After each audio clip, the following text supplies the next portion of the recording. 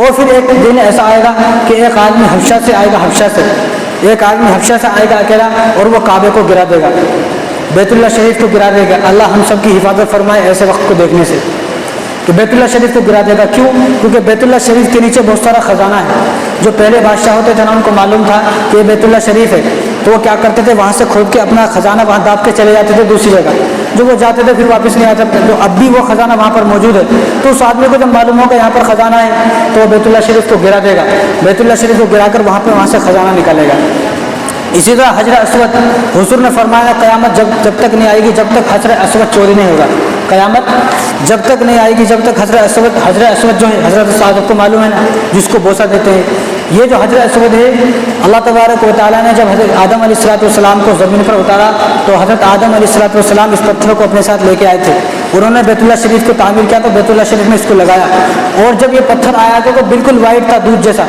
تو لوگوں کے گناہ کیونکہ لوگ جب اس کو چومتے لوگوں کے گناہوں کو اپنے اندر کھینچ لیتا، تو لوگوں کے گناہوں کی وجہ سے وہ پتھر سیاہ ہو گیا، اور شروع میں اس کی روشنی اتنی تھی کہ اس پتھر کی روشنی ایک طرف اور ہزاروں چاند سورج ایک طرف۔ تو اللہ تعالیٰ نے کیا کرا، اس کی روشنی کو ختم کر دیا، اب اس کی روشنی جو اللہ تعالیٰ نے ایسی کر دی، روشنی نظر نہیں آتی، خالی پتھر دکھتا ہے۔ تو یہ جو پتھر تھا آدم علیہ السلام اس کو اپنے ساتھ لے کے آئے۔ اس کے بعد حضرت نوح علیہ السلام کے زمانے میں جو ہے طوفان آیا پانی کا، تو پانی کا طوفان آیا، اللہ تعالیٰ نے اس کو جو حضرت اسود کو پورے بیت اللہ شریف کو آسمانوں پر اٹھا لیا۔ جب حضرت ابراہیم علیہ السلام آئے تو حضرت جبرائیل علیہ السلام کو دوبارہ عطا کیا گیا، جبرائیل علیہ السلام لے کے آئے، ان کو دیا، اور انہوں نے پھر اس کے اندر اس کو لگایا۔ تو یہ جب سے لگ رہا تھا، اس کے بعد ایک وقت ایسا قیامت تک جب تک نہیں آئے گی جب تک حجر اسود چوری نہیں ہو جائے گا، جب تک حجر اسود جو ہے چوری نہیں ہو جائے گا۔ سن 317 ہجری میں ایک بادشاہ ہے ابو طاہر سلیمان، کافر بادشاہ، تو اس نے کیا کیا، یہ جو پتھر ہے نا، یہ پتھر ایک پتھر نہیں ہے جو ہم حجر اسود دیکھتے نا، ایک نہیں ہے بلکہ 6-7 ٹکڑے ہیں۔ ان سے 6-7 ٹکڑوں کو جمع کر کے چاندی کے ورق میں اس کو لگا دیا ہے تاکہ باہر نہ نکلے۔ تو اس نے جب دیکھا کہ اس پہ تو سونا چاندی لگا ہوئے ہے، تو اس نے حملہ کیا، حملہ کر یہاں سے جو ہے سن 317 ہجری میں اس کو حجر اسود کو چرا کر لے گیا۔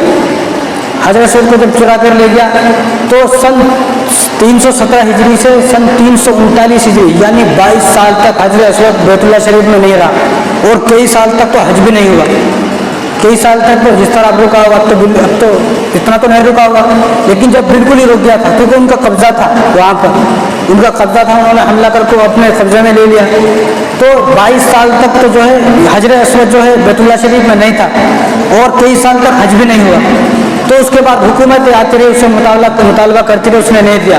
لیکن سن 339 ہجری کے اندر مقتدر باللہ بادشاہ آیا، تو اس نے اس سے کہا کہ تو کتنے پیسے لے گا، ہمیں حجر اسود واپس کرو۔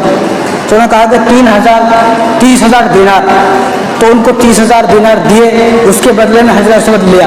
جب حجر اسود لینے کی باری آئی تو اس نے کیا کیا، میں کسی بھی پتھر کو دے دوں گا، ان کو کیا معلوم کسی بھی پتھر کو دے دوں گا حجر اسود کون سا ہے۔ تو انہوں نے سوچا کسی کو نہیں کیا معلوم، تو جو بادشاہ تھے مقتدر باللہ، انہوں نے علماء کو جمع کیا۔ دیکھو آپ، اب علماء کو مولانا کو جمع کیا جا رہا ہے، یہاں تو کوئی پوچھتا نہیں نا، انہوں نے علماء کو جمع کیا کہ حجر اسود کو لینے جا رہے ہیں، اب حجر اسود کو لینے جا رہے ہیں تو کیا کرنا، کیسے پہچانو، ہو سکتا ہے وہ کسی اور کو دے دے۔ تو ایک علماء کھڑے ہوئے، شیخ عبداللہ محدث کھڑے ہوئے، نے کہا کہ مجھے پتا ہے، مجھے لے کے چلا۔ وہ اکیلے گئے، جب گئے تو اس نے ایک بہترین سونے کے ورق میں لپیٹ کر ایک پتھر کو دے دیا، انہوں نے پتھر کو فوراً آگ میں ڈال دیا تو وہ جل گیا، پتھر گرم ہو گیا، قلعہ بھی جل گیا۔ تو اس نے دوسرا پتھر دیا، انہوں نے دوسرا پتھر پانی میں ڈال دیا، وہ ڈوب گیا، تو پریشان ہو گیا، ابو طاہر سلیمان تھا، وہ پریشان ہو گیا، یہ کیا کر رہے ہیں۔ تو انہوں نے کہا کہ جو ہمارا حجر اسود پتھر ہے وہ نہ تو پانی میں ڈوبے گا نہ آگ سے گرم ہوگا، اگر اس کو پکڑ کر آگ میں بھی ڈالے تو ہاتھ بھی نہیں چلے گا۔ وہ بڑا پریشان ہوا، اس نے جب اصلی والا پتھر جانا انہوں نے پانی کے اندر ڈالا تو اوپر ڈوب نہیں رہا۔ تو حجر اسود کی یہ خاصیت ہے، اور کل قیامت کے دن اللہ تعالیٰ حجر اسود کو آنکھ دیں گے، کان دیں گے، زبان دیں گے، جو حج کرنے جاتا ہے وہ گواہی دے گا کہ اس نے سچے دل سے حج کیا ہے اور اس کا حج قبول ہوا ہے، تو گواہی دے گا، وہ جس کی گواہی دے گا اس کی حج قبول مانا جائے گا۔ تو اس کو وہاں سے لے کر آ کے جب پہچان ہو گئی تو لے کے آئے، جب لے کے آئے تو ایک چھوٹی سی بیمار اونٹنی کو اس کو رکھا، وہ لے کے آ گئے۔ جب انہیں لے کے جا رہا تھا 22 سال پہلے تو ایک اونٹ کو اس کو رکھا، وہ اونٹ مر گیا، دوسرے پر رکھا، وہ مر گیا اس کا بوجھ سے، تو اسی طرح 40 اونٹ مر گئے۔ جب لائے تو ایک چھوٹا سا اونٹ اس کو لے کر آ گیا، کیونکہ اپنی اصلی طرف آ رہا ہے نا، اپنی اصلی طرف آ رہا ہے۔ تو یہ جو نشانی ہے قیامت کی، یہ ہو چکی ہے۔ حجر اسود کا چوری ہونا جو نشانی ہے یہ ہو چکی ہے سن 313 ہجری، سن 317 ہجری میں۔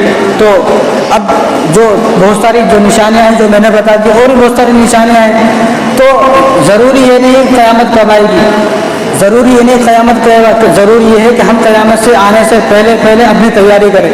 اگر مان لو قیامت آئے گی 1000 سال کے بعد، ایک آدمی کا انتقال ہو جائے کل، یہ قیامت کو دیکھ کر کیا کرے گا؟